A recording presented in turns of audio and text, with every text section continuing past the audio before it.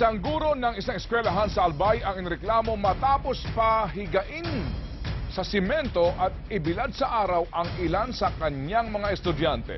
Nakunan po ng Bayan Patroller ang sinasabing maling pagpaparusa ng guro. Nagpapatrol, Jose Carretero.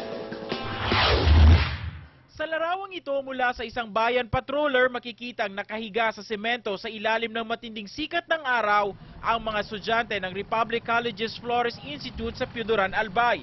Parusa raw ito ng gurong si Salvador Olarcos dahil hindi sila nakapasok sa National Service Training Program o NSTP. Inamin naman ng guro na pinasit on the air niya ang mga babae habang pinag-push up at pinadapa sa semento ang mga lalaki. Hindi naman daw tumagal ang parusa. So yung binigay ko pong punishment, yung isa is push up, then of course, napahiga sila dyan sa pavement na yan. Ang nangyari po yun sir, mga around 3:30 in the afternoon. So medyo mainit kasi open field po. Pinabulaanan din ng guro ang aligasyong minura niya ang mga estudyante. Nagmura ka ba? Minura mo ba yung mga estudyante? No way sir, bawal po yun sa amin. Hindi po pwede murahin yung students.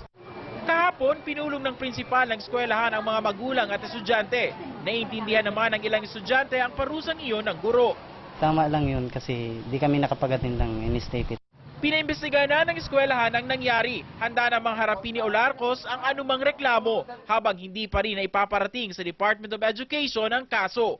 Jose Carretero, Patrol ng Pilipino, sa Albay.